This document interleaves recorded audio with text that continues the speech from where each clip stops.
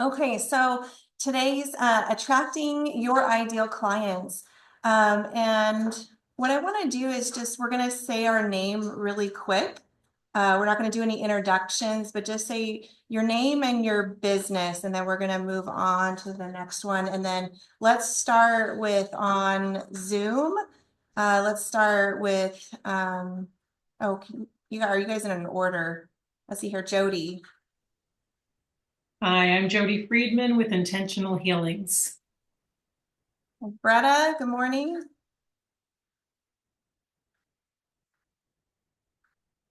Oh, there it is. I'm Bretta Perry with BrettaPerry.com. Keep it simple, I say. Thanks. And Brian Bowermaster.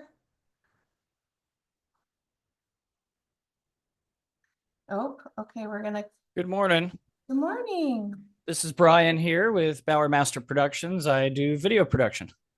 There you go. And Jonas. Hello, Ann Jonas with the Lotus Path. Kylie. Good morning, I'm Kylie with Treasure Valley Rossiter. Veronica. Hello, good morning. I'm Veronica Moss. I'm a spiritual life coach and hypnotherapist. Good. Dr. Kayla. Yes, hi, I'm Dr. Kayla with Wholesome Chiropractic. Thank you. And Jacqueline. I'm homeopath and I own Vibrant Life Homeopathy. Nice, thank you. Okay, we're going to do a quick intro with our camera. I'm just going to pan around. Let's start. This is going to be interesting. Well, bear with me, you guys. Okay, let's start over here. I'm David DeOrman, Strix Technology Group. We provide IT departments for small businesses. Kim Harrison, life coach for dreamers. David Blue, owner of 3D Landscape Services and True Blue Living. Bethany Wheeler, I do roofing with Tyco and asked you to do hypnotherapy to help people find their own answers and move forward. Norm Olson, Sommy Owen Barack. And Tony and Bolsit, so we learn our breath, we use the breath work. I'm Tammy Reed with My Lovely Design. Marissa, I'm under Dr. John Hunter. Howdy, I'm Victoria Lawson, the water goddess with Water of Grace. Diana McKenzie with Boise Web and I'm Jason McKenzie. Very good. Okay. So with the fireside chats, I really like these to be, we've done them where it's a smaller group and we've got people on Zoom, we've got people in person. So I want to keep this as interactive as possible for everybody. So if you guys are on the Zoom, if you can keep your camera on, that would be great. Do like unmute and like ask questions as we go. So as something is coming up. So we're going to try to keep this as virtual as possible, and I'll be putting screen sharing so you guys can see. But without further ado, I'm going to hand it over to Jason McKenzie. So thank you. Thank you very much. I have a quick favor. If anyone would be interested, we have a podcast and it's on YouTube, and we're trying to get to 100 subscribers this week. We're at 90, so if anyone in the room is interested, Nikki, would you mind putting the QR code up for me? If anyone's interested in scanning the QR code and subscribing, that would be really awesome. I'm just hoping that we'll be able to bust through that ceiling of hitting 100 subscribers. The podcast shares daily tips for small business owners that help them think about their business differently so that they can get the results they want. Specifically, most business owners are looking to get freedom of time and freedom of money. And so we figured out some techniques, some strategies, and so we share that on the podcast each day. And then we interview people once a week as well. So if anyone's interested, I would really appreciate that. Thank you. And then let's get started. So we all just introduced ourselves and said our business. But I'd love it if we could get a few volunteers to describe why you came. Who's feeling brave?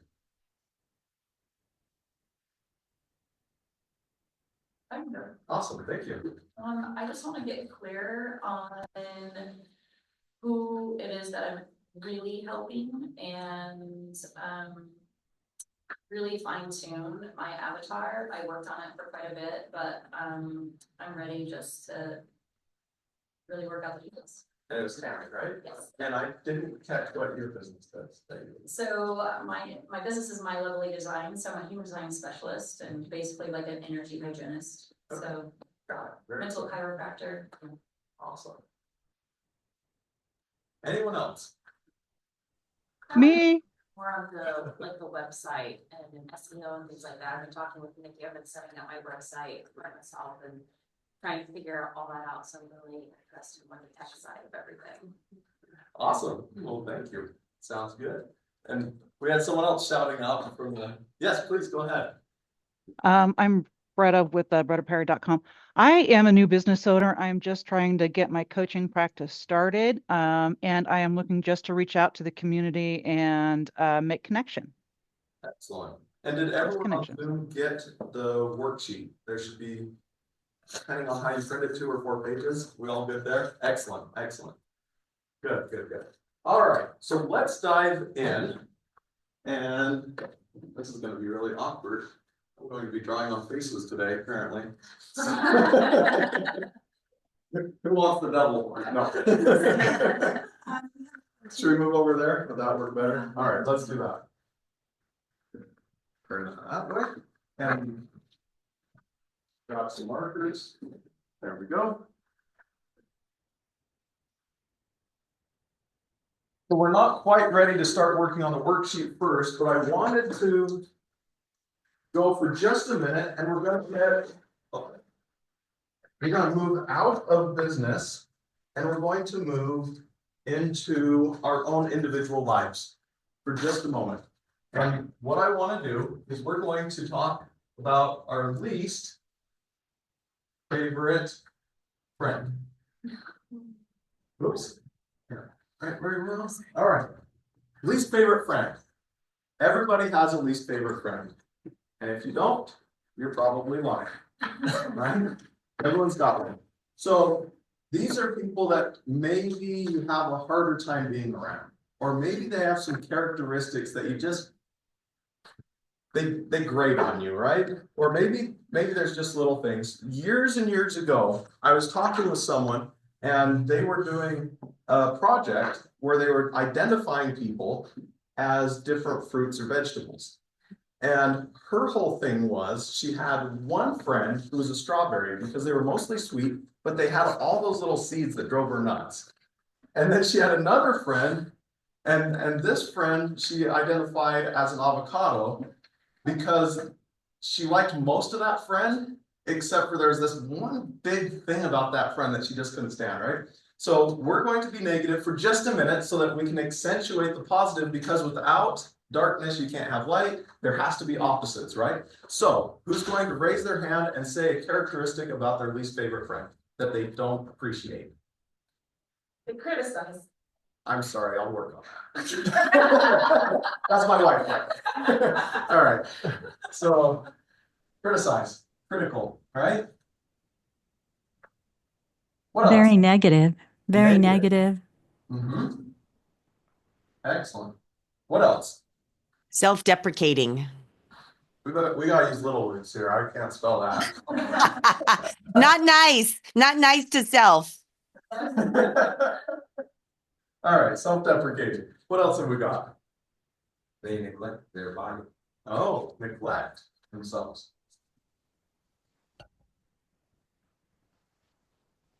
Okay. Does anybody else have any characteristics of these people? Self-centered. Self-centered. Ego. Big ego. Big ego. Okay. I got one more. Won't listen. What was that? Won't listen. Sorry. Was not directed at you. Won't listen. All right. How about telling the same story again? Same and again. story. Yeah. Over. And over. Okay. Great. that a good enough list? Is everyone comfortable with that list? Cool. Now we're gonna move over here. And we're going to talk about our most favorite friends.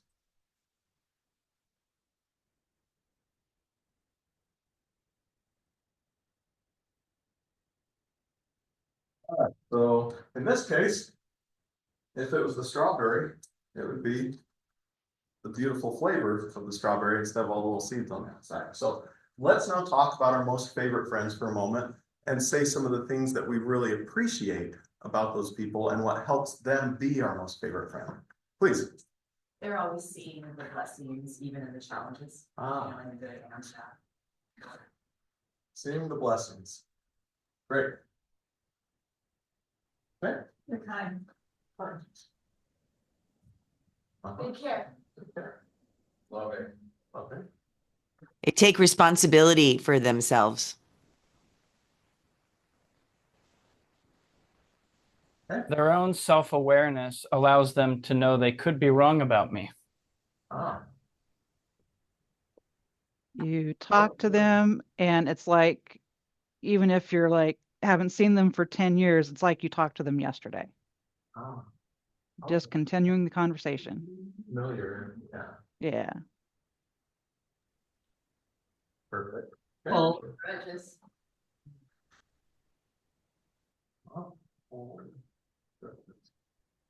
Communication. Perfect. Okay. What else? Supportive.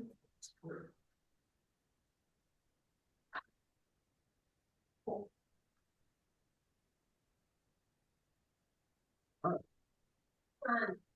Fun.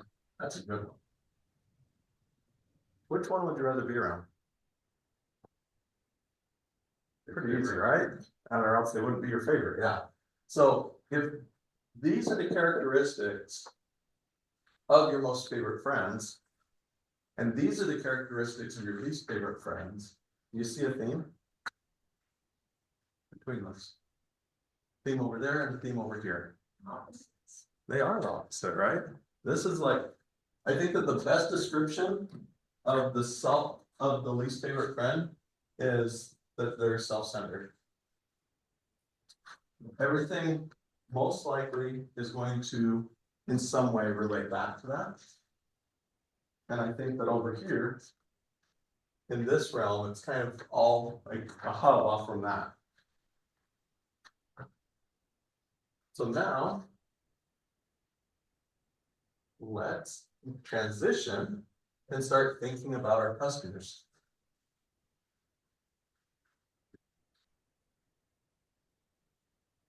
Who here has a customer that they work with once and they will probably never see their customers again?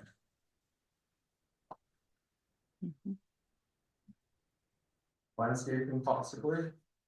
And what was your business again? Use somatic breath work. Somatic breath work. So once you've taught that, it's kind of one and done. And No, I thought you meant like I just misunderstood the question. oh, okay, yeah. So very few of us will have customers, like we will all have customers that come, work with us once and disappear. But we all have an opportunity, except for someone who runs a funeral home, of doing repeat business, right? That's the only business that's a true one and done. And if it's not, then they've got real problems. So let's now think about some of our least favorite clients. Because the friends that we identified and our customers that we identified, they're kind of the same in some ways. So let's go through and we're going to think about our not favorite clients. And I think I left my papers over there. So right here, you should have this paper and it has a notes section and a least favorite client section. And we're going to work on the least favorite client. So I want you this time to start writing on your paper some of the characteristics of these least favorite clients. And so it's things that they might say that irritate you, things they might do that irritate you, things that they believe, maybe things that they'll ask you. And the more specific you get, the better. So if you'll just take a moment and start writing some of these things down, maybe they demands that they make on you that are absolutely crazy, and things that hurt your business. So I want you to write it down, but let's also shout a few out, and I'll write a few up on the board once I get board ready.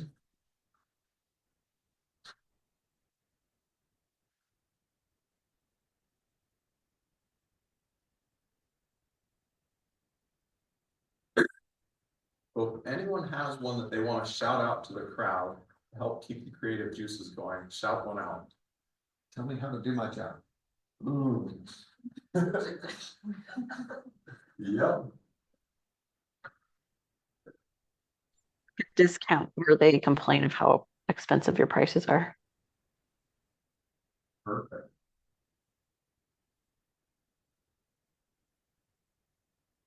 Flaky and not committed. Non-responsive.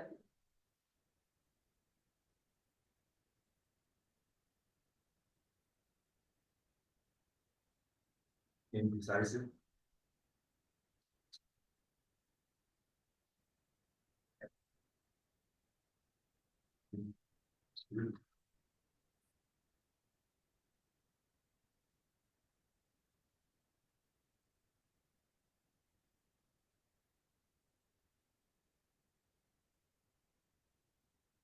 You think I'm safe to erase this work of art? Absolutely. I It's hope been there so. for a while.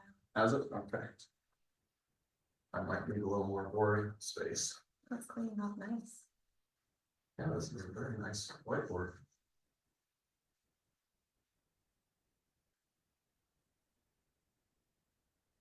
So who has something that their customers believe that just kind of irritates you?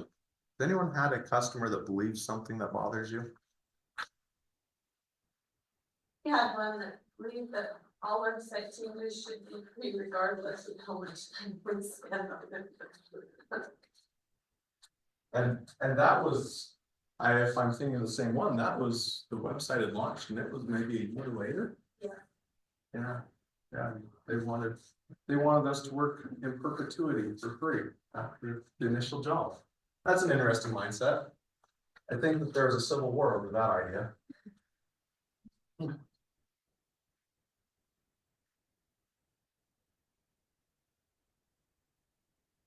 Anybody else?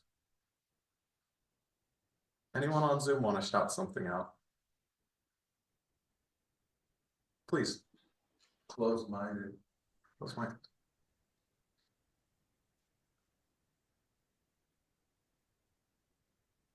Right? Making excuses for their behavior and not willing to change. Yeah, and similar to that, Brett, I'm having trouble thinking of the exact words. Like an easy fix or dependence on me as a practitioner, like an unwillingness to do the work themselves, that kind of thing. Yeah, they don't want to do the work. That's another thing that.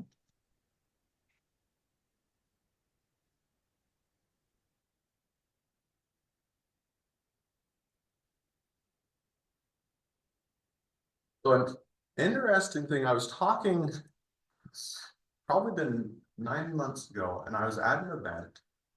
And I had someone at that event, and we were talking similar kinds of things, and we were talking about their ideal customer. And during that event, they talked about how they actually didn't like to work with the super wealthy on their jobs. Their super wealthy had mindsets that were different from the way he liked to do business. And so I wanted to call that out because oftentimes a lot of these are things that we might label as negative, but there's also characteristics that aren't necessarily negative. It's just not a good fit, right? Like if you're a quiet person, you might not always get along really well with the person who's the most loud and obnoxious in the room. Not saying that one is better than the other. It's just differences of character, right? And so for that one guy, the super wealthy were not a good fit. And so there's other characteristics. Does anyone have a non-negative characteristic that they just don't like to work with? Well, it's interesting that you brought up not a good fit. My feeling was about energy. I've had many different roles and many different types of clients. And when it came down to it, it was an energetic fit. So naming that is it's a resonance, it's a feeling, it's a vibration. And those aren't negative, they're just not on the same frequency. Yep. Excellent. And today we're going to work through and help quantify some of the things that can that kind of make us feel those feelings. There's still way more that can happen, but we're going to help each person in this room quantify a few things that can help them be able to find who those people are that have that good resonance and that good frequency. So I'm glad you brought that up. Thank you for doing that. So does everyone have a pretty good list of their least favorite clients at this point? Is anyone struggling with that still? We all good? Bueller? Good. All right. Let's transition from our least favorite clients and we're going to transition to our most favorite clients now. And this one's a little bit different. So let's see here. I want a different color for that. What other color have I got?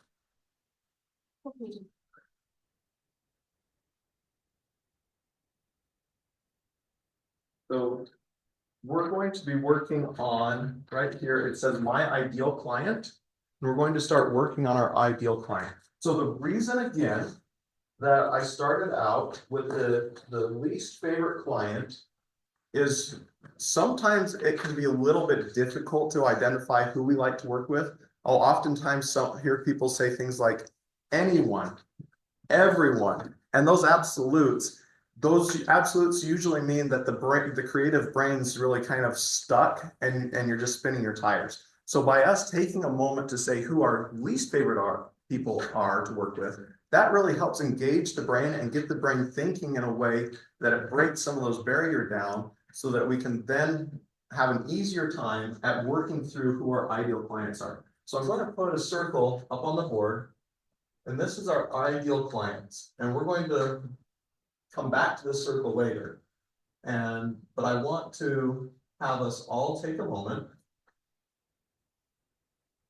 And we're going to start working through this worksheet. And it's the one that has all the details. It has several different spots for it. Too many papers here today.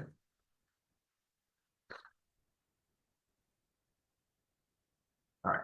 So we've got years ago, I was working with a customer and they have contracts with some of the biggest companies in the country. They are a manufacturer, so that they will create products, build them internationally, ship them into the United States, sell them to some of the biggest companies that you see, like maybe even in this parking lot, like that level of companies, right? And we were helping them to have a solid online presence at that time. And I was in a meeting with these people, and they were talking about their ideal client. And they would say things like, I don't think she's going to like that. She doesn't think that way. I don't think that wording is the right wording for her. She's not going to resonate with that message. She is really going to like this. They had their ideal client identified to the point that she pretty much had a name and was pretty much sitting at the table. Like she was a person. You could literally draw a picture, and I'm not a terribly good artist, but here she is. They knew her to that, like it was to that degree. And that person was that familiar to all of the team members. We're going to work on that for the next few minutes. And the first thing we're going to do is we're going to give our ideal client a name. First name. So doesn't have to be anything. You can pick whatever you want, but it's going to help create a mental picture for you of who this person is so that you can always talk to them in the future. So right up at the top, ideal customer name. Let's go ahead and fill that out. And then everyone gets to shout out what that name is as soon as you've got it filled out. Do they need a last name?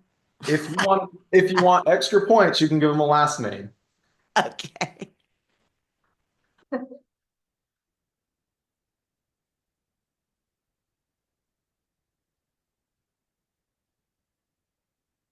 All right, who's got a name for their favorite client? Okay, I got it. Her name is Betty Trailer. Perfect. I love it. Anybody else have a name? Sue. Excellent. So your favorite client is Sue. Victoria. Misty. Misty, great. Who else? Katie. Jeanette.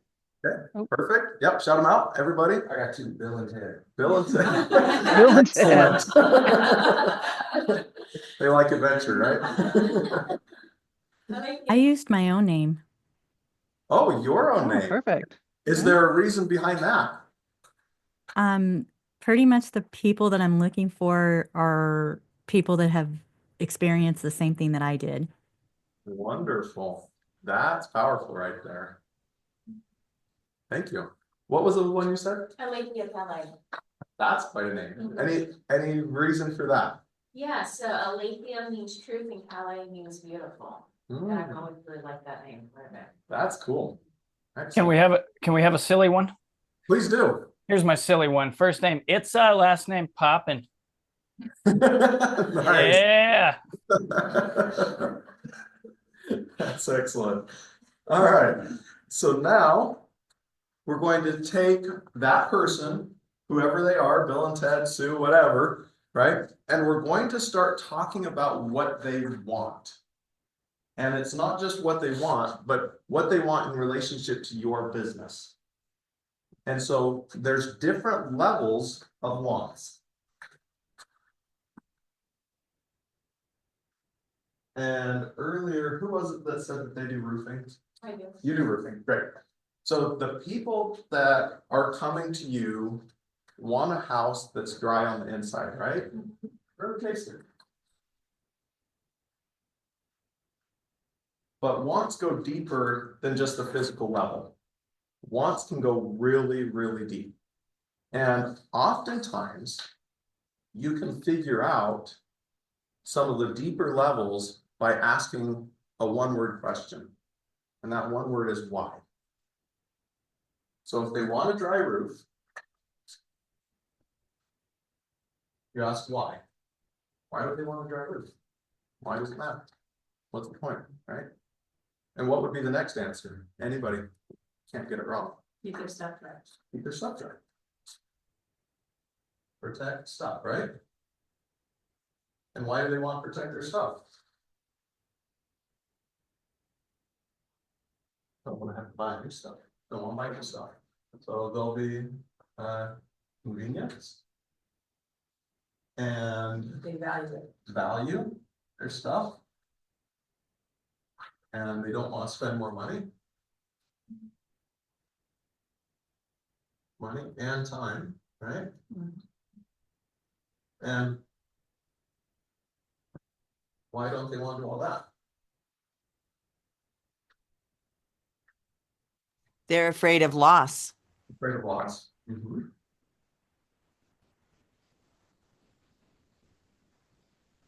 Perfect. Is there any other whys besides afraid of loss on that stuff? Well, if they're losing things and it's taking away from things they want to do, like if you're spending out thousands and thousands of dollars in remediation and mold and lost property and carpet, then that affects going on vacation, it affects your retirement, it affects whatever it is you're wanting to put the money towards outside of your roof. Right. And the same with money as the time, like it affects how much time they have to invest in replacing all of that stuff or messing with it, worrying about it. Yeah, so it could, them not having a dry roof can affect their dreams and their hopes. Okay? And that's just one, we just ran down one stream of whys, but there could be a lot of other whys as well. So let's take a minute and run through that for your own business now. We ran through that for a roof, but what about your business? Why do they want to work with you?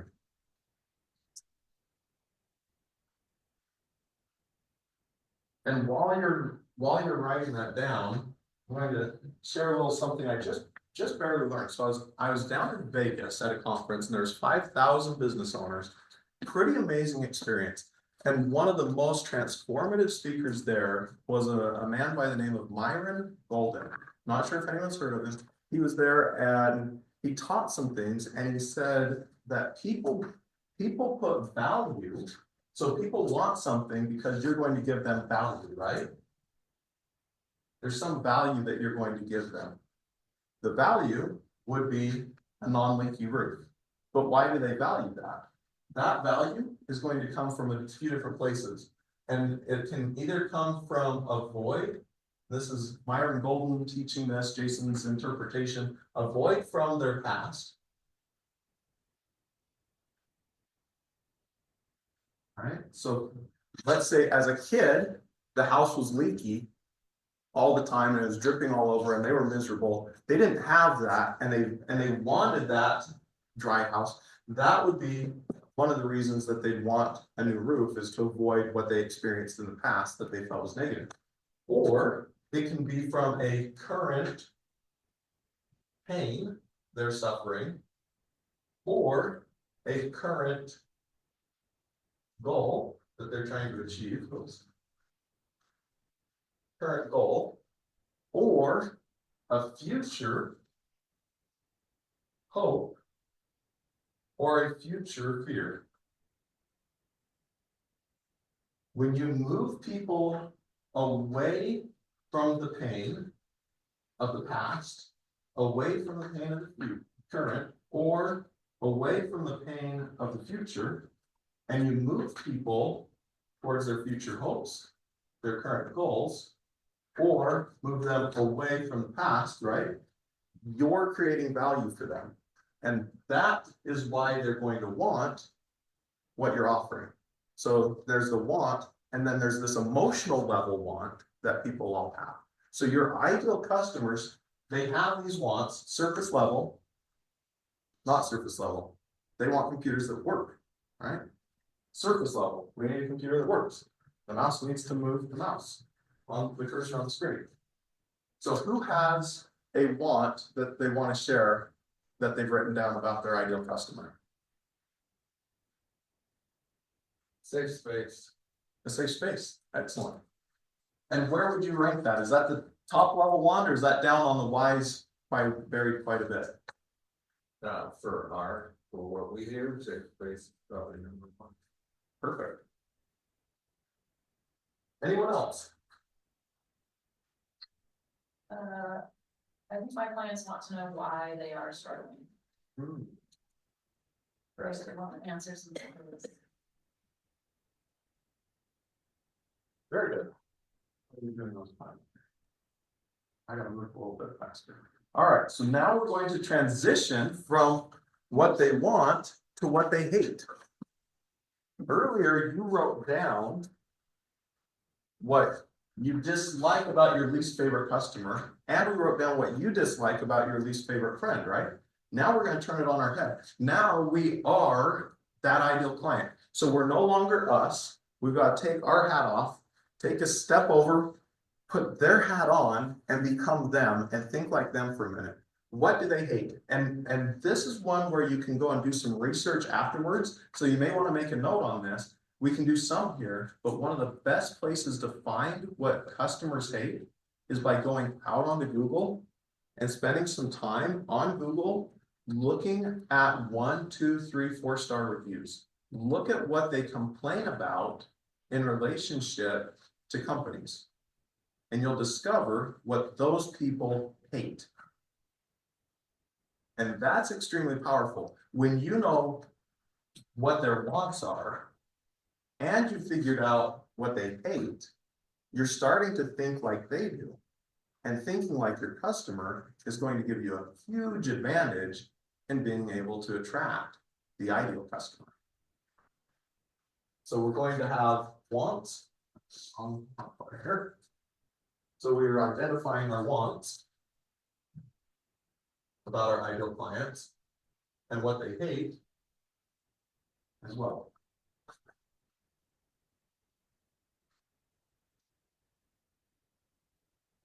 So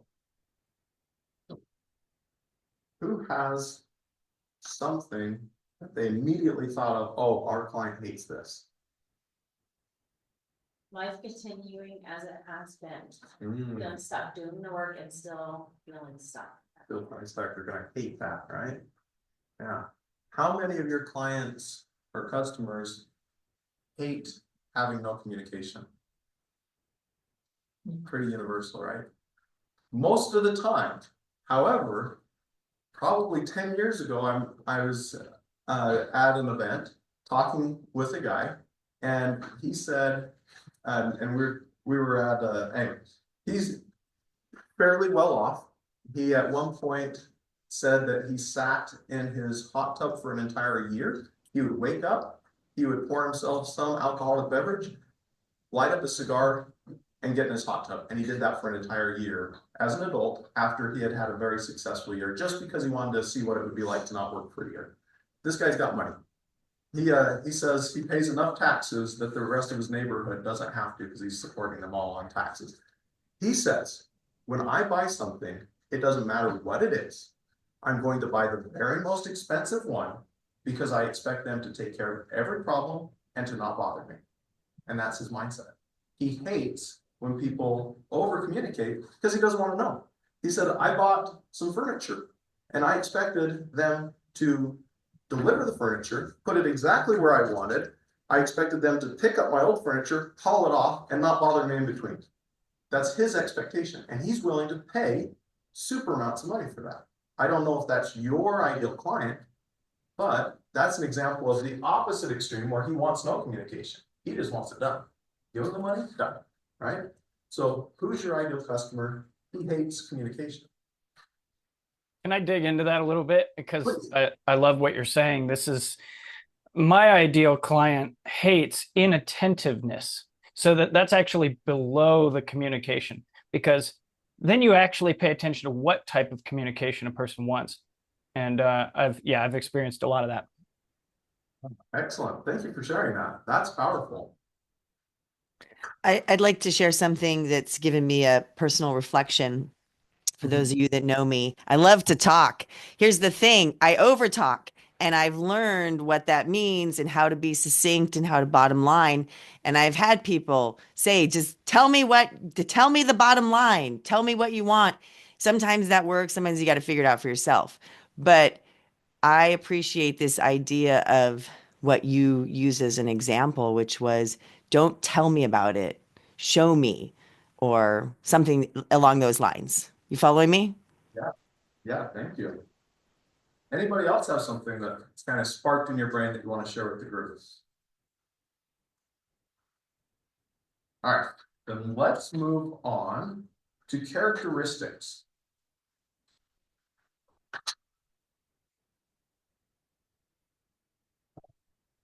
So we know some things already about them. We know some characteristics, but I want this to be kind of a blanket pile of characteristics. And this blanket pile can be anything. So, for example, it could be, how much money do they make? Do they like credit? Do they like debt? Do they like fast food? Do they believe that cats are better than dogs? That can be powerful. There was, I'm not sure how many of you have seen it, the example where they put 2 tip jars out, right? There's the cat tip jar and the dog tip jar. If you're heavy on the dogs, you're going to be donating to the, and if the cat one's ahead, you're definitely going to be donating so that you guys win, right? So immediately understanding that their customers were a good split, the employees at the restaurant are able to maximize their tips. Interesting, right? All because they knew a characteristic about their customers. Do your customers like to express gratitude? Do they believe the world is out to get them? I had a not ideal customer, and he believed the world was out to get him. And he told me story after story after story of how the world was out to get him. Very interesting. I don't work with them anymore. Do they want communication? And how much do they want to be involved in the process? And how much do they want to be involved? So let's take a moment and write down some of those things about your ideal customer. And it doesn't have to be from that list. Another, where do they live? Do they have to live within a certain geographic area? Or do you find that your ideal clients do live inside certain geographic areas? Going back to that guy who was in the construction realm, he really didn't like working with people in Eagle. He preferred, by and large, now there's always exceptions, but we have to kind of paint with a broad brush when we're doing this kind of work. He preferred working with people out in Caldwell and Nampa. So it didn't make much sense for him to be running ads on this side of the valley, right? That would be a waste of his time and money. He doesn't want to work with those people. All right, who's got something that's burning in their brain? Who's having success writing things down? Entrepreneurial people. Entrepreneurial. Excellent. I want to work with people in Eagle. They're the people in Eagle yet generally love their house to the nth degree, and they couldn't make up their mind. They would be like, oh, I want that trim. No, actually, I don't want that trim. I want this trim. Well, no, now that it's in here, let's try 5 more trims. He's like, I can't handle it. The people I like working with, they just want to be able to live in their house again. They like the job. They're going to be happy with a nice quality product, and they're not going to spend 100 hours picking just the right trim for just the right room, right? So him, no Eagle, please. Caldwell, Nampa, good. Leads by example. Lead by example. Nice.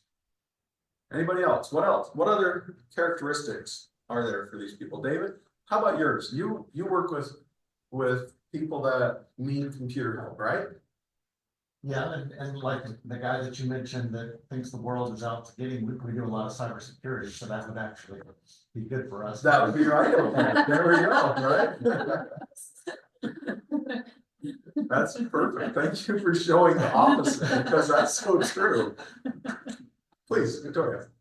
A big thing for my business is people who really believe in improved outcomes and that possibility of just all of that entails, right? Definitely a positive mindset, but they have a good imagination of believing in that it can be better.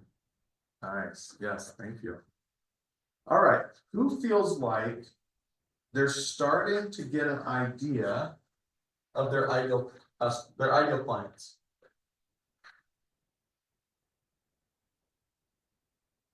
Is that yes, no, maybe? Is it still really vague? Is it starting to get clear? Where are you at? It's kind of hard for me because you still want to say everybody. Okay. You know, it's like, I say they're willing to, in my mind, they're willing to invest in their health, in their. Oh, well, you just cut out most of America.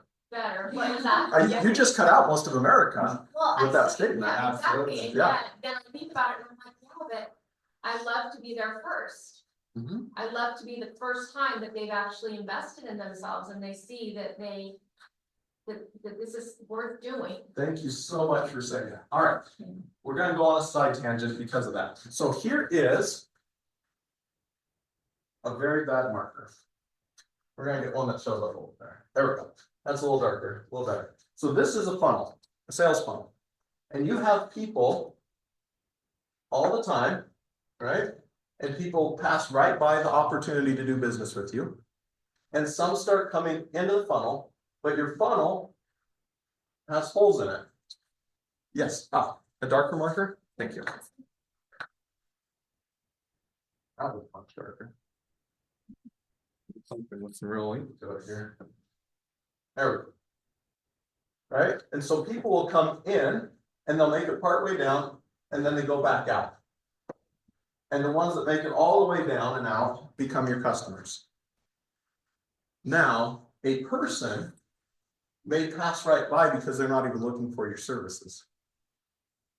And you recognize that if they're not looking to improve their health or whatever that is, they're going to pass right by. They're not thinking about it. It's not in their brain.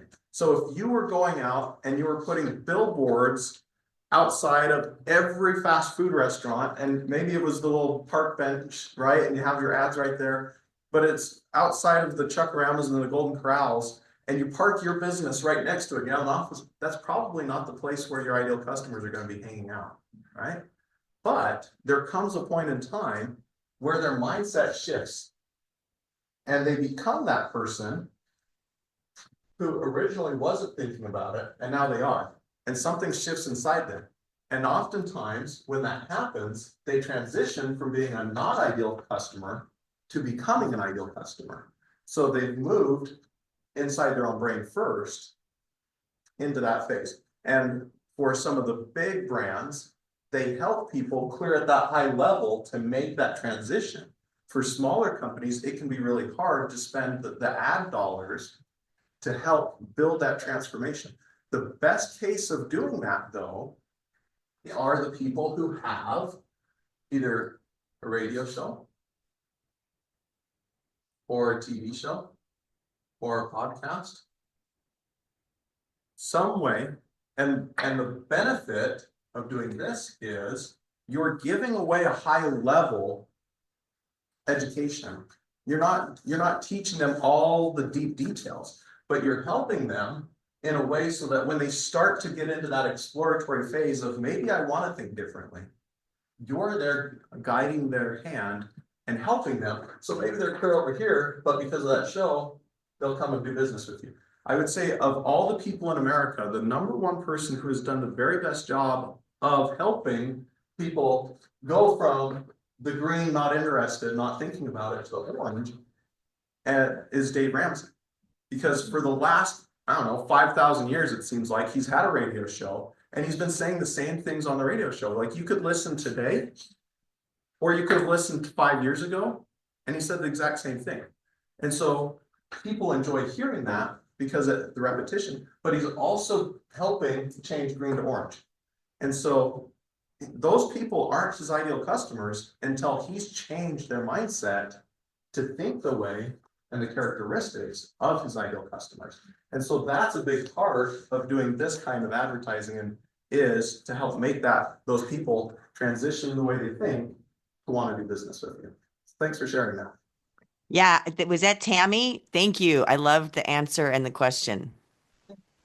Not Tony. Okay, Tony. Yes, Tony. All right, so we've talked now about your ideal clients, their wants, their hates, their characteristics. Is anyone else feeling stuck still? Because we're going to move on in a big way to a new direction. All right, this is a super fun area to transition to. This is gaps in the market. And what the heck is he talking about by gaps in the market? Very rarely do you have what's called a blue ocean. Who in this room or on Zoom have less than 5 competitors that they compete with to try and get customers? Yeah, let's say. Perfect. How many people, how many of your potential customers know what your service is versus the population as a whole? So what I'm going to do, we have this in a blue ocean, you have the giant ocean, right? And you as a business are a shark. Where'd my gray go? We'll do black. And you're a shark in the ocean. And you're the only shark swimming around. All right? Nobody knows what this is. They don't understand it. It's new, unfamiliar. Is that where you're at as a business? Yeah. Perfect. All right. There's very few of you ever, because as soon as there's one shark swimming, then other sharks are going to start to recognize, and this is a terrible analogy, but it's prevalent in the business world. I didn't make this up. They're going to start smelling the blood in the water. What is the blood in the water? The blood in the water is this shark or this business making money. As soon as the other sharks smelled the opportunity to make money, What? As soon as they smell that, you start getting more competition swimming in, and it becomes a feeding frenzy. And the whole ocean turns red with blood. And now everybody's competing for the fish in that ocean. So you're in a unique position, but most people are competing against a bunch of other businesses. How many IT companies do you think there are that do what you do, David? 3 million. There we go. All right. Anybody else? How many competitors do you have? Lots. Few. David, how many for you? Landscaping. Yeah. You could pull up a Google search and you'll have what, 40, 50 at least show up just in the valley, right? At least 50. Yeah, at least. So that's red ocean. So what we're looking for, a red ocean is one where there's a ton of competition. What we're looking for right now are the pockets inside the red ocean that might be a blue ocean still. And we're going to work towards that. But right now we're looking for gaps in the marketplace. So in the marketplace, you have competitors. They do business a certain way. Now, a roof is a roof is a roof. And I love the roof because it's so easy. I'm going to come, put a roof on, right? But when I put that roof on, what are they not doing? That's a gap in the market. And I'll give a better example now. So within the roof world, you can come in and most people have traditional shingles. Well, actually in today's world, most people have an architectural shingle, right? So you have the asphalt shingles. That's normal. What percentage of companies specialize, at least in this market, in tile?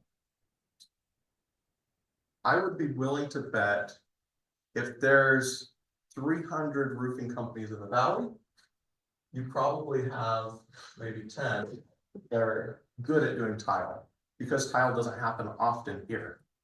So that is a gap in the marketplace for roofing. So we're going to come over and draw our next circle.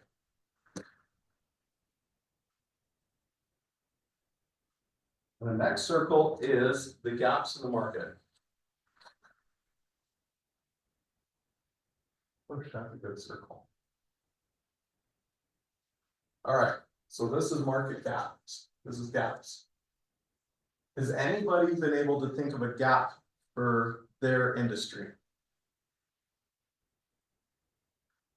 Well, yeah, for landscaping, I would say irrigation efficiency, lawn care, and plant expertise, and having one company that really understands all of those.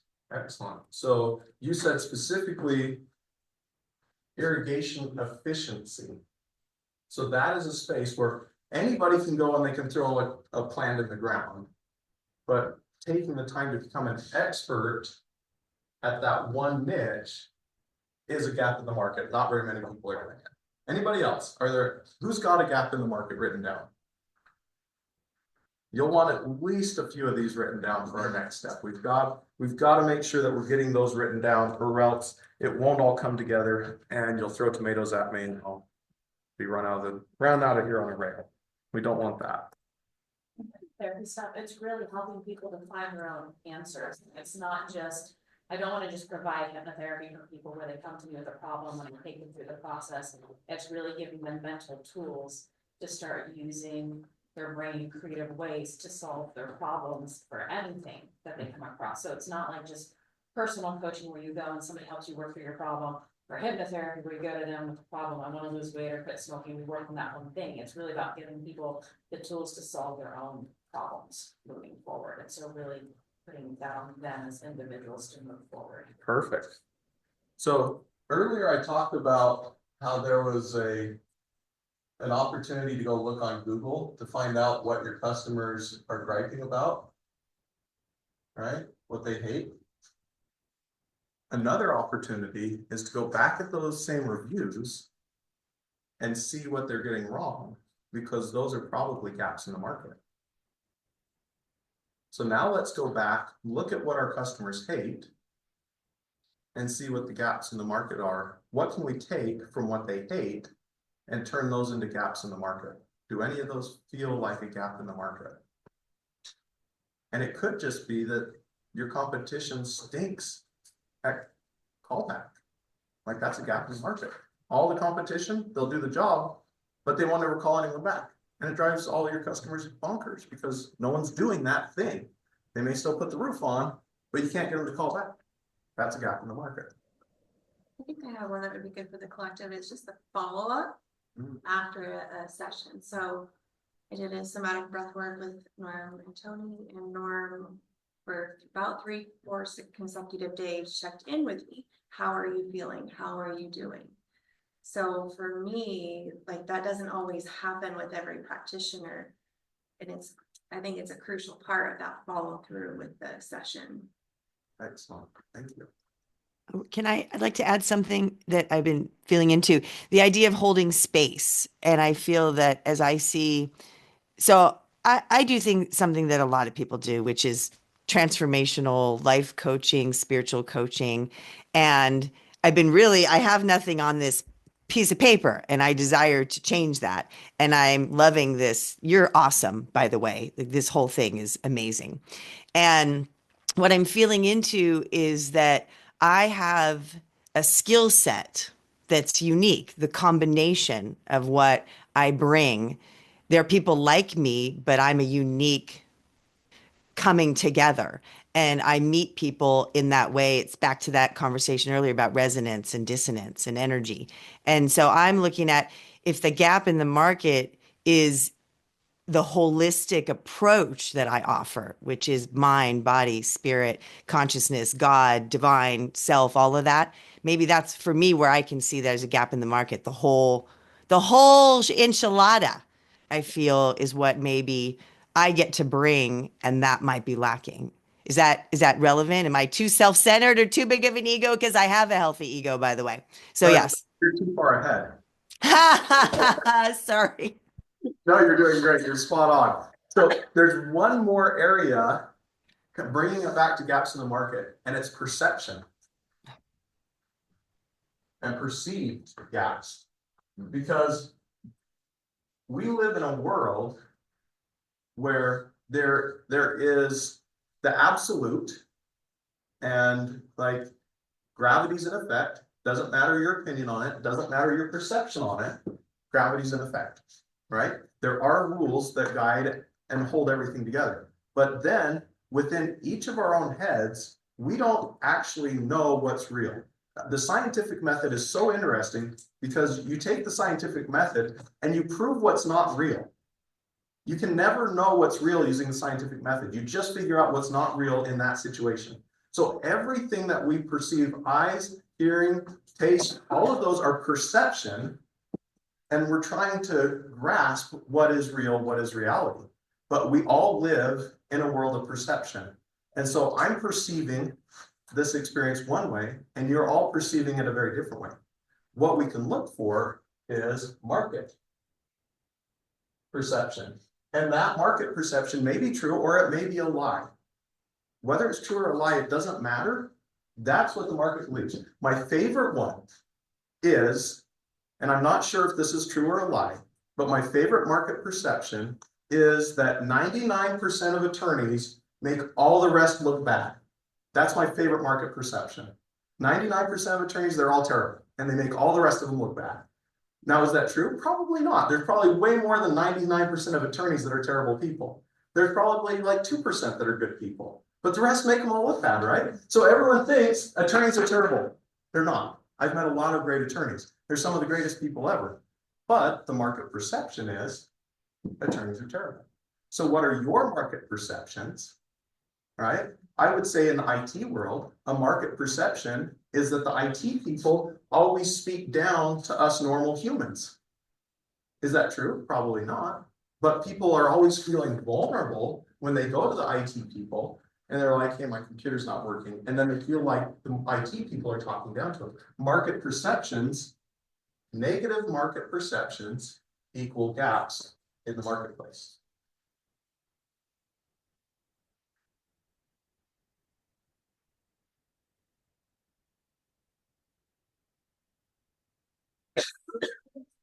little bit more, Absolutely. negative perception equals the gap, Yes. just a little more. So if we'll go back to roofing, right? And the market perception of a roofing company might be that they're going to come in, they're going to blast their radio at top volume, they're going to be swearing the whole time, they're going to be smoking all over your property, doing who knows what's else, or drugs or whatever on the property. That's the market perception of construction individuals. Like, that's a small sliver, but that's the general perception of the construction industry. Right, so your gap is you are not that way, do not be that way. The gap is that there's a lack of quality professionals in the construction realm. Okay. So the gap is a lack of the professionals. Yeah. Anybody else? Is everyone feeling comfortable that you have enough market gaps written down? Or are you still feeling squeamish? Anyone feeling squeamish? Great. Oh, go. Well, I was for gonna it. say, I think one of these it comes down to, and the lady with the red hoodie, kind of, when she said something, it made me, yes, you. It made me think of this. So I do hypnotherapy, right? So even on like, I got my certification through Mind Valley, through Paul McKenna. Love Paul McKenna, so freaking fun, right? There's also Marissa Peer, who's also very well known, very good at what she does. I don't know if I've made it through an entire one of her hypnosis tracks yet. I signed up for another NLP course with somebody, and I know she's good at what she does because she makes a full-time living off of it, teaching classes, and I was really excited to take this course. I just can't do it. She's so freaking boring. I can't freaking do it, right? But other people must apparently love her because she's made a whole business doing this. So I think one of the market gaps is just who you are and like what you have to bring to it. Because you could be doing the same general thing, but there's just something in who you are. You could be good at what you do, and one person can love you, and another person will like die of boredom or snapping something out of your something before, you know? Right. Snapping your business. Thank you. You were the perfect person, or the perfect statement for this moment, because we're now moving from the ideal customer to the gaps in the market. My company.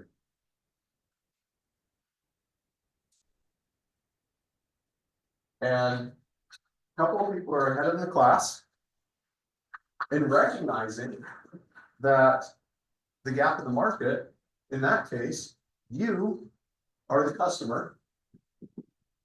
The gap in the market was the way that the presentation's going. And in this case, that lady was the company and it wasn't a match. So you are sitting out here. Relative to her business, you're here. You're not a match. This is the ideal customers. This is the gaps in the market. I'm sorry, it's not right here. It's right here. Right now. And the reason you're right here is you have a certain set of things you're looking for as a customer. There's a gap in the market and her company doesn't meet it.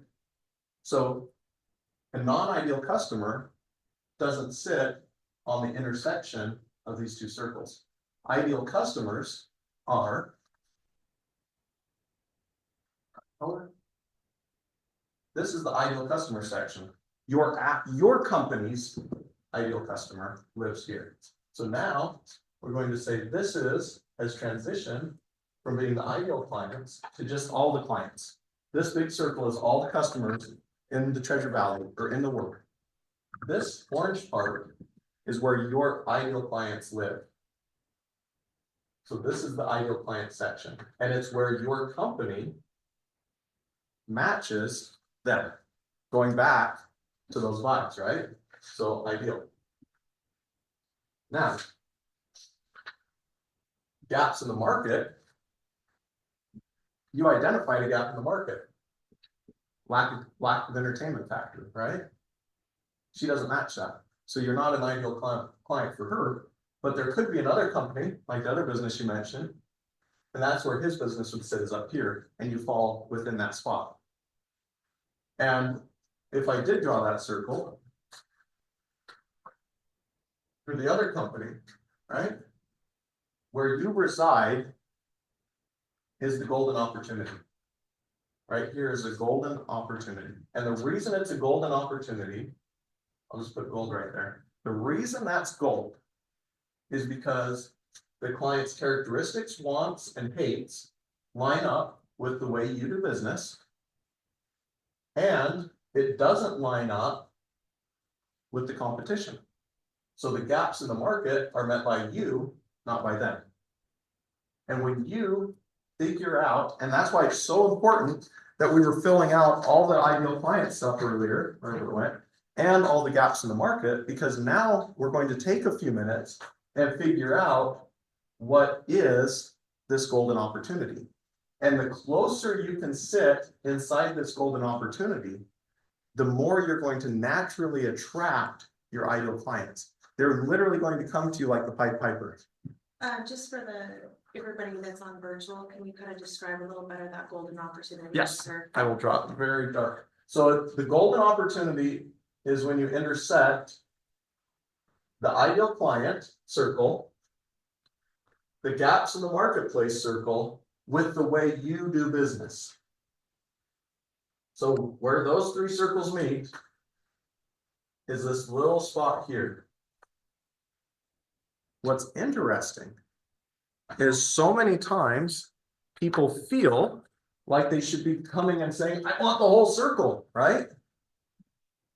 When you get a customer that resides over here on the outside of the circle, not intersecting with the way your company does business, do you know what those are? 1-star reviews. Are they bad people? Not necessarily, some of them are. I have one was. That guy's a nut job. But they're 1-star reviews. Why are they 1-star reviews? Their hates, their wants, their characteristics, they don't line up to your business. And when they don't line up, they're going to be like, man, I wanted them to not talk to me. And you know what he did? He talked to me every day on the job. I hated it. It was awful. Wait, that's not awful. That's how we do business, right? That's the way we do business. We talk to them every day. And they're saying, I don't want anyone to talk to me. I'm going to give him a bad rating because he didn't do it my way. So now let's take a few minutes to identify your company so that we can identify your golden opportunities. Does that golden opportunity make sense to everybody? Did I lose you too far, or are we on track? All right. So we've got the three circles, right? So now what we're going to do is we're going to look at core differences in your business. And somehow I talk too much every time. So we're going to have to buzz through this a little bit fast. What makes you different from your competition? And this could be, are you more expensive than your competition? That can be a good thing. I literally had someone tell me, I will get 3 bids and I always cut out the least expensive. I'm like, oh, yeah. Guess I'm not doing business with you because I'm less expensive than most everyone in the valley. And he's like, yeah, that's just what I do. I don't believe the least expensive guy can provide me what I want. That was his mindset. So are you more expensive? Are you less expensive? Do you communicate more than your competition does? Do you communicate less than your competition? So let's see, which page am I on here? It's on the, does anyone have it? You all have it? Am I the only one lost here? Ah, there we are. So I skipped the core values because we're running a little bit low on time. And I jumped right down to the core differences. So I have a spot in there for several core differences. So I love it if you just write down, yeah, that spot right there, perfect. What makes your business different? Are you struggling? And if you are, just shout out and we can talk through it. Anybody that wants some help.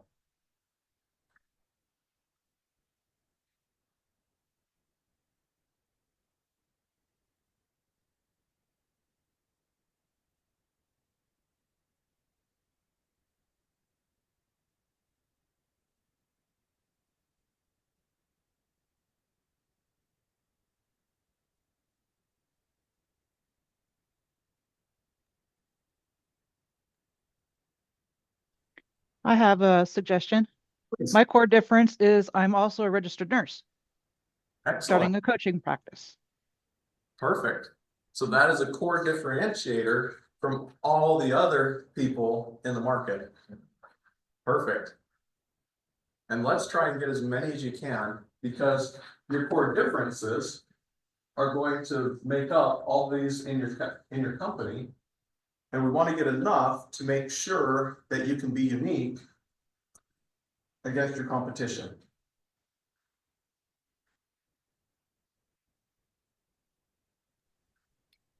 I go right to the problem through either hypnotherapy or Reiki. I find out what their biggest problem is, and I go right to the core of that, and then I start to dissipate it so that they start to realize that they can empower themselves quickly. So your core difference compared to your market is you attack the root problem immediately then. Exactly. Perfect. And you could also say you can get results quickly. Okay, thank you. If you're competing against therapists, they may take 5 years to get to that same level of speed, possibly. I don't know. I haven't spent a lot of time on a therapist couch, so I don't know. I'm just making a market assumption about market perception. Yeah, that's what people say, is they could be with a therapist for 7 years and I get it on the first session. There you go. So that is one of the market perception gaps that you can say, we do things differently. That is one of our core differences that sets me apart from the rest of the market. And so that can contribute to that golden opportunity for the people that want the instant results. There are other people who don't want to take it that fast and they want to go slow, and they wouldn't be a good fit for you. Thank you. I got a question.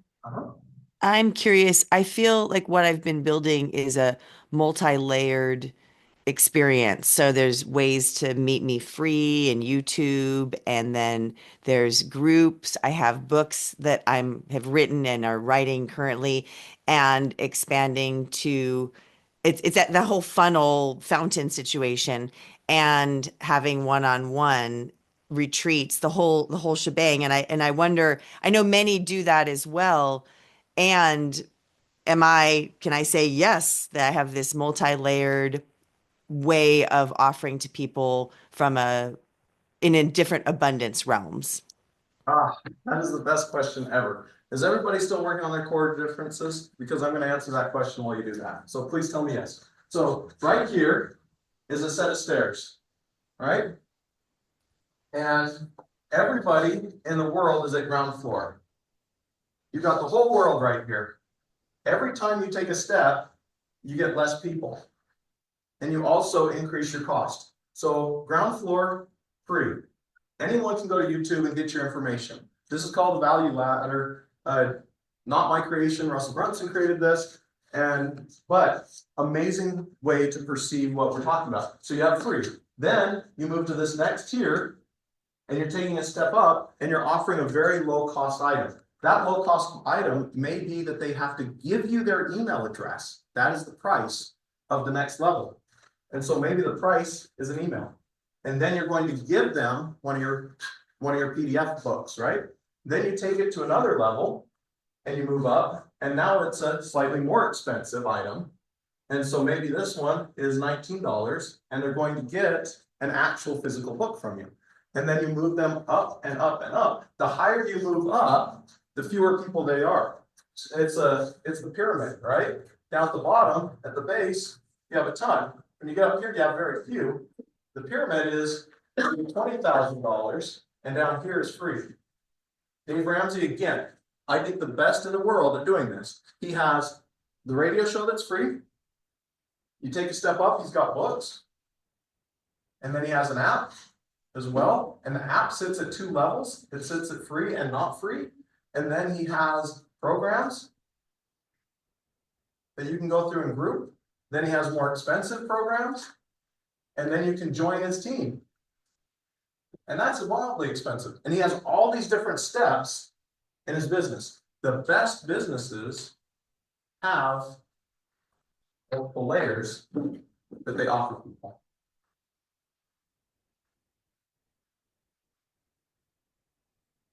All right. Does everyone have your core differences down? All right. How much time do we have? Do we have to be done? It's 11:30. 11:30. Excellent. All right. So we got 30 minutes. So the next thing I'm hoping is, does anyone have their core values already identified for their company?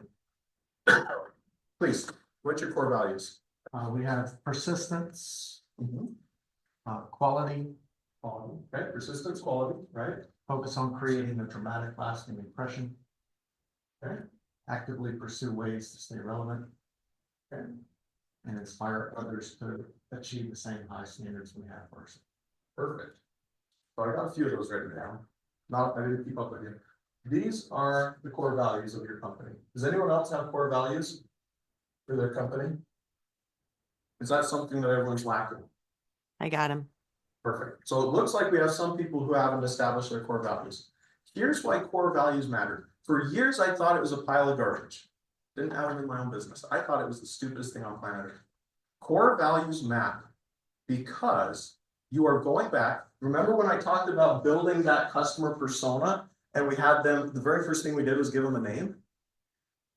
We're doing the same thing with your business. You are not your business. What you believe is different than what your business believes. And if you're a solopreneur, that's really kind of a mind bend because you're like, oh, I'm my business. No, you're not your business. If you were your business and you enjoy fishing, you'd probably be fishing at work, and you're not fishing at work, you're working at work, right? So there's this separation between you as an entity and the business as an entity. The core values help you to identify what does my business look like, right? Does it look like this? Or does it look totally different than that guy? Who is this company? When you go to hire employees, your core values need to match. If your employee doesn't match your core values, you're going to have to fire that employee or they're going to quit because they're not going to do business the way you do business. And when they don't do business the way you do business, and you promise your customers you're going to do business like this, and you say, we do things this way, and we're in this golden circle, and your employees over here doing things this way, then all of a sudden you get 1-star reviews again because you promised this and delivered that. And so core values help you identify who my company is as an entity so that you can make sure you're speaking to your customers in a way that resonates, and you can make sure you're delivering in a way that resonates and not misdelivering. Because misdelivery is one of the biggest problems that companies with employees have, is the employees don't match. Just sharing, like with GOL, I always spoke core values, but I didn't have them on the website. I didn't have them written. And then we did this mini version of this class last fall. And I was like, oh, I need to put this on the website, because then that people are going on the website and I want to attract like-hearted, like-minded. And so joy and gratitude, community, collaboration, innovation, integrity, those are now on the website. And that's who I want to attract into our group. So after this class, I was like, okay, we need to like define this and then put it on the website too. Perfect, thank you. Typically with core values, you're going to land somewhere between 3 and 7. Most companies kind of hit 5. So core values, absolutely critical. And they can be anything. You got to define. You're picking. It's your choice. What's important to you? Is communication important? Is intelligence important? Is being polite important? Is being professional important? What are the very most important things that always have to be present? When you define that, it makes it easier to find your golden opportunity. All right, so we got like 1 more minute for core values. Does anyone have questions, concerns, thoughts, fears, hopes? Need help identifying a core value, getting your brain rolling on that? We all good? Excellent. I'll take silence as good. So once your company has identified the way you do things differently, and if you've identified core values, and sometimes even if you haven't identified core values, you'll want to move down to our guarantees. The our guarantee portion is taking a stand against market perception and saying the market does business this way, and rather than being that market that does business that way, we're going to come down here and we're going to do it differently. And we have such a strong opinion on this matter that we're going to give you, the customer, a guarantee that we're always going to do business this way. In my own company, I went out and I met with a ton of different web companies in the Valley and all over. And I found out that almost all of them have certain things that they do. And I found out that most of those things that they do are things that my ideal customer hates. So an example of that is my competition will lock people in a long-term contract. How they do business. Like, why the heck would you want to be stuck working with a web guy if he's terrible, right? That's stupid. Let's lock him into a 3-year contract. You have to work with Jason, and then Jason doesn't show up to work ever, and you can't get a hold of him, and he never answers his phone. His team doesn't do their job. The website looks like garbage, but that's in the contract, right? Horrible. So I said, instead of long-term contracts, we have guaranteed no long-term contracts. You can fire my company the same day you hire us. Doesn't matter. You decide for any reason that we're terrible, done. You don't have to stick around. It's okay.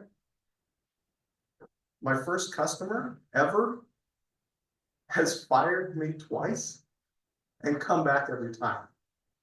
No long-term contracts. She literally said, I'm going to go find someone else. I don't think you know what you're doing. Great.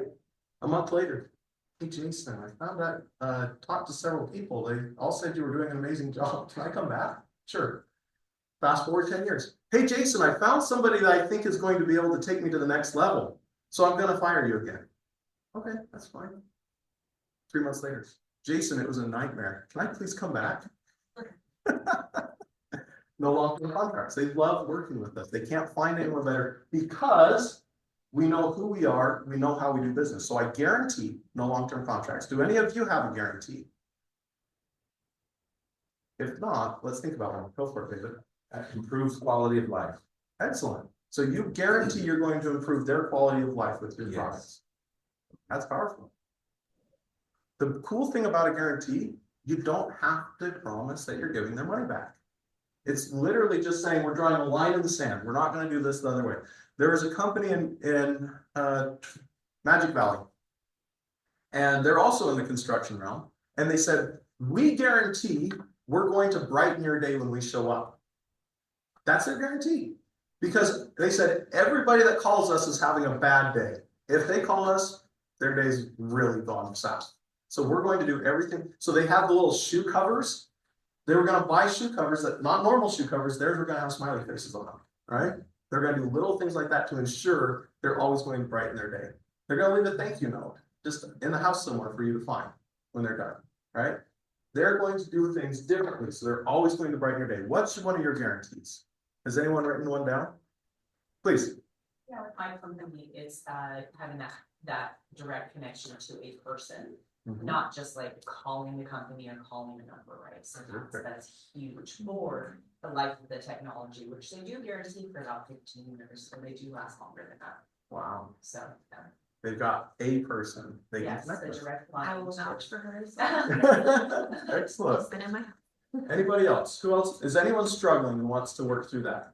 I have a good one. We guarantee that we will always give more than we take. Perfect. I have a guarantee. Go for it. In the experience with me, whatever that is, it will be engaging and grounded. Perfect. I love it. All right. So now we're going to move from the guarantees to the next section. And this is where it gets so exciting because we've worked out who your ideal customers are. We've worked out the gaps in the market. We've worked out the identity of your business a little bit. Now we're going to find 3 golden opportunities. So go back, look at your ideal customers, what they hate, see what they love, see what their wants are, see what their characteristics are, and then say, which of those match my company? And go just mark those real quick on your paper. See which ones of those are matched, because not all of them will be. So on your customer paper, do you have anything that is a match for the way you do business? You're like, yep, that's how we do business. They want good communication, we give good communication. So I have a question. Please, Dan. one of the things that generally pops in my mind are these gaps. It's not necessarily what we do right now. It's not services that we do now. Okay. But it's still, it fits our core values, it fits those sorts of things, but it's not something we do right now. Is that what you would consider a golden opportunity if you would have to build out the service in order to fill it? So I think that yes, short answer, yes, but like you said, you have to build it out before you start offering it. So do you have a concrete example you mind sharing, or? Well, the one that's popping into my mind right now is everyone's looking to adopt AI, artificial intelligence, and so, you know, we have to get up to speed. That's a gap in the market. Everybody knows it's there. Nobody knows how they're going to use it. And so it's a big gap, but we right now don't know exactly how people are going to use it. So if you can find, we can identify how to use it that fits within our services, so providing. Right. So if it fits within your services and fits within the way the customer wants to be treated, then you've got a golden opportunity. And sometimes you'll find that, like we talked about earlier, they may want something, but it's not something that you can really offer. And then it's not a golden opportunity. That becomes a news director neck. Yeah. Maybe you should just ask AI what you should do. Or you can come back in a couple months and I'll tell you. I was gonna say, that's part 3. That's right. Because we do use AI. I have AI analyzing emails and assigning it to employees. I literally walked out of my office, when was it? A couple of days ago, and said, I have 0 emails to look at. How cool's that, right? AI's taking care of it. So, anybody else? Is anyone struggling with finding a golden opportunity?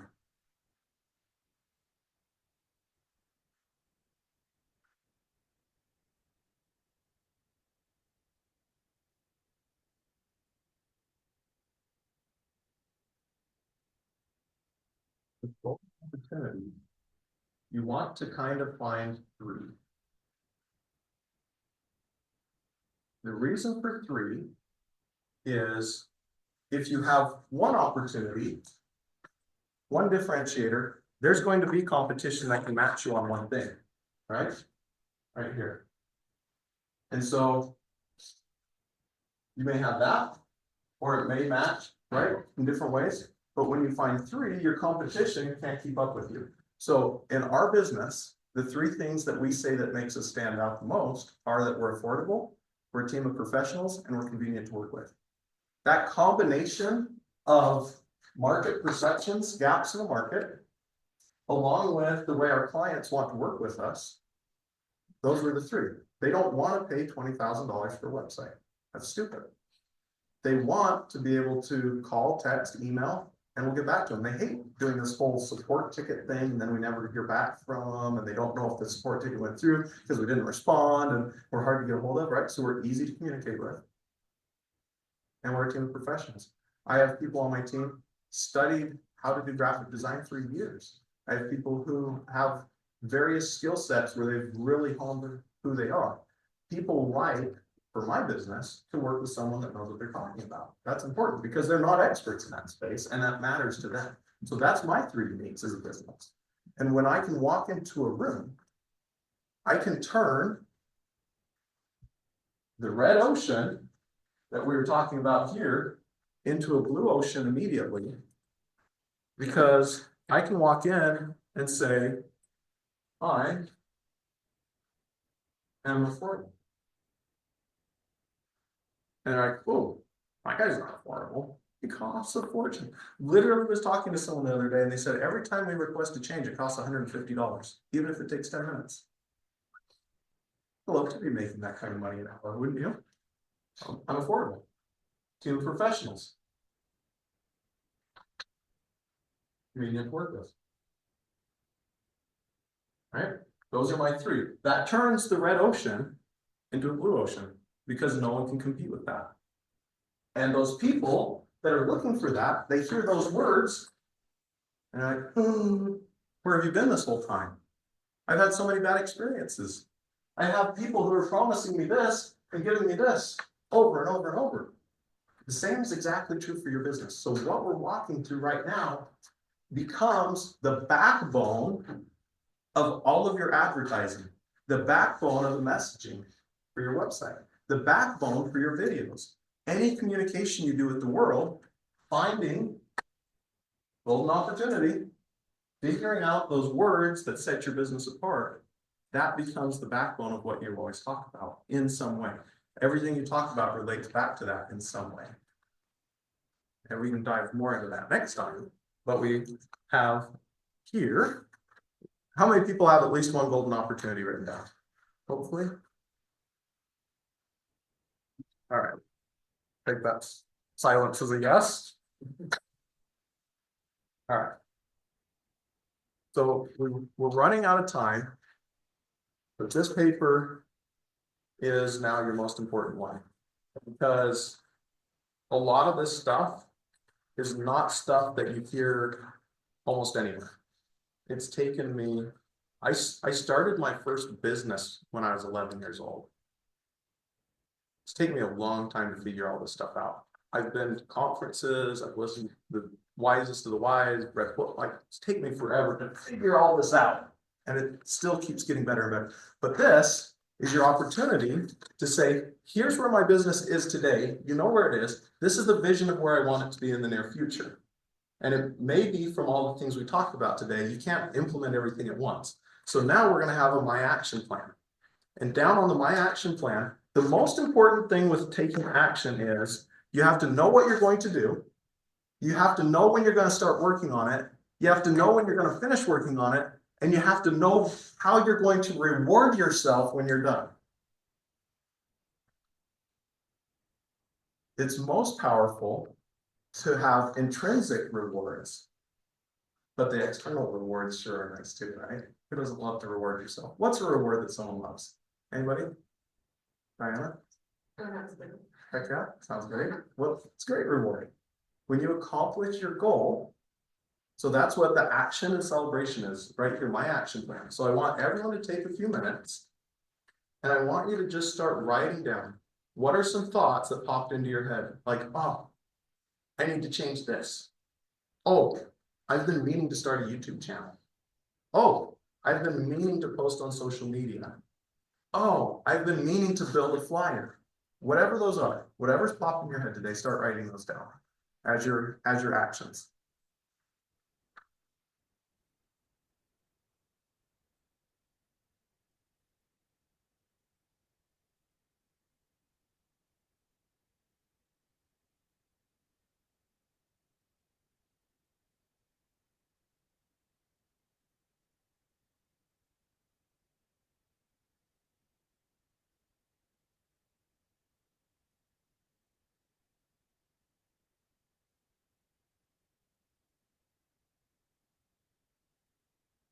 One of the things that's most astounding to me is when you take time to step back and you're not in that daily grind and you're in an opportunity like this, expanding your brain in different ways, the things that pop into your head, they might not even be related to this, but those are the steps that are probably most important. The things that popped into your head that aren't related to what we talk about, I'd probably put those as a higher priority than maybe even what we talk about, because most of your brain is this subconscious brain, right? And there's also some potential inspiration of things coming into your brain from various places out in the universe, or however you want to define that, right?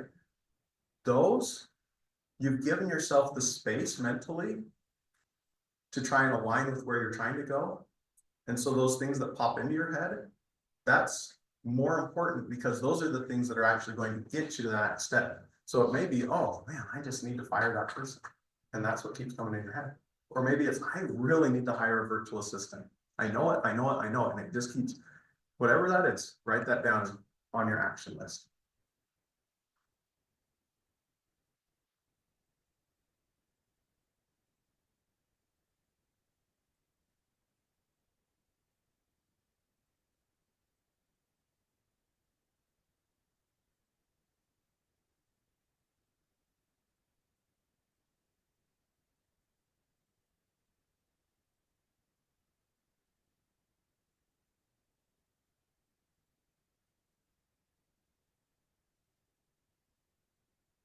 Now that you've got a few written down, which one's most important?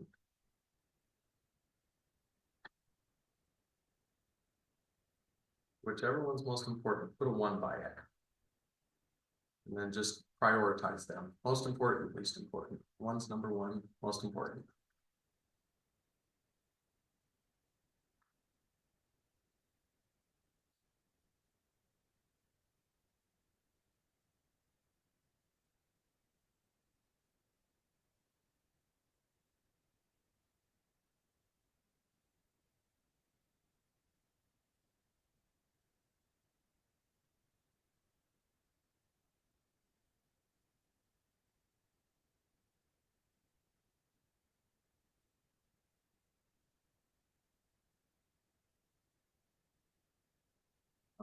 Have you written down when you're going to start on item number 1?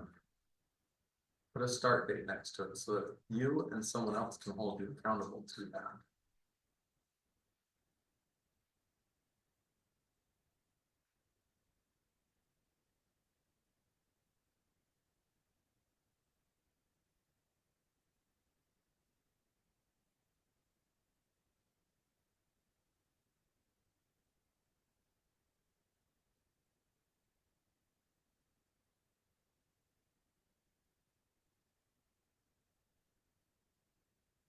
Put down how you're going to celebrate for each one of those items you're doing.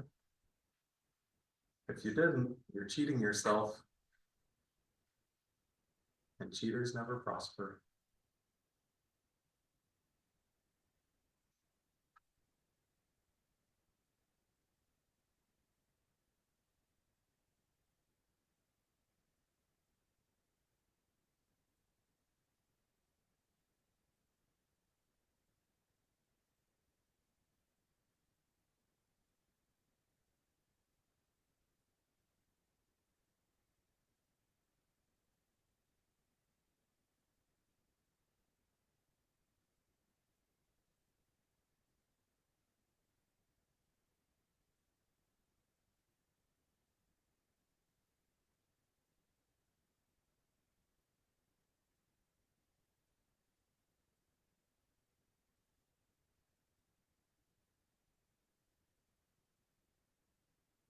Sometimes the actions you have to take are just a personal thing too. It might not even be related to a business. Might be relationship. Or a day off. There you go, a day off, absolutely.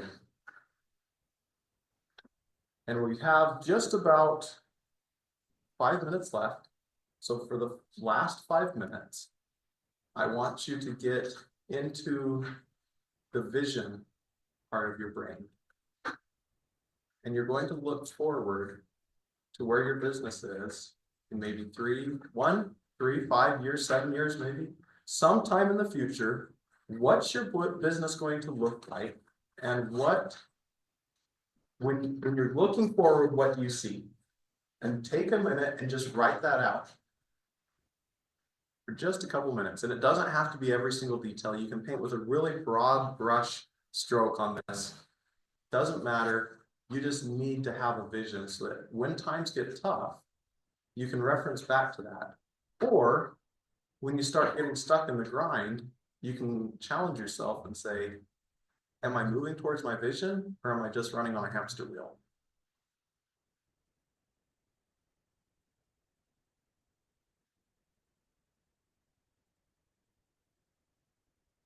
I like to call that my business vision, like a future snapshot, right? So you're going to take a picture of what it looks like 3 years from now, and you're going to describe that picture here on this piece of paper. I can tell you about 10 years ago, I went on a family vacation and I didn't know if my business could survive without me for a week. I literally didn't know if when I came home, if my business would still be alive or not. Because I went on a trip, there was no cell service, there was no internet. I have employees, and I had employees at the time, but I had my business set up in a way where I didn't know if I could go on vacation or not. And I was looking around at the people I was on vacation with, and I'm looking at these different people, and I'm like, what am I doing wrong? And I created a vision for myself where I have a company that runs without me. And I've been on vacation. I've been out of office. Company just keeps working now. It took me a few years to get there. A ton of change, a ton of personal development. But I reached that vision, that future snapshot of I want to have a business that can run without me. And I just kept moving towards it, And all of us, whatever that vision is, you can get there too. It's just a matter of identifying it and keep moving towards it.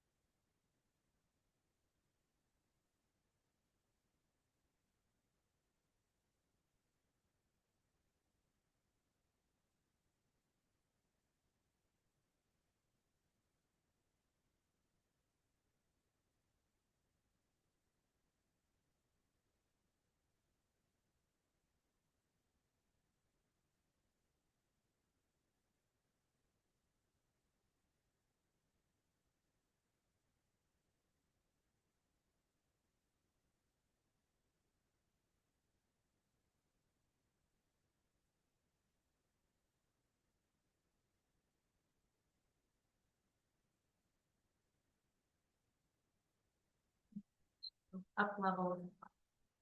Thank you.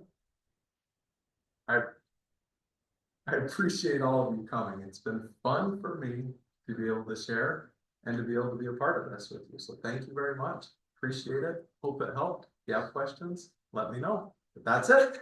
There you go. Go forth and prosper. You're awesome. Thank you so much. I'm looking forward to the next two. Thanks, Nikki. Yes. Oh, I'm just pulling up the chat. Sorry, guys. I'm gonna wait to the party on the chat. Thank I you. handled it. I handled it. Group effort. All right. For the next one, we've got April 8th. So it'll be here, same time, same channel. So if you're able to make it in class, just let me know. Or if you're on the Zoom, you guys will get all the links and all the information. And just be working on this worksheet. I would say we'll do a little review. Yes, please bring your worksheet with you. Yeah, so bring your worksheets next time. And we'll be reviewing this and moving on to SEO and other items so we can continue to take big action for businesses and find our ideal clients. So yeah. Thank you, Jason. Yeah, thank you. Thank you. Thank you. All right, thank you guys. Any questions before we jump off? No, thank you. See you next month. See you next month.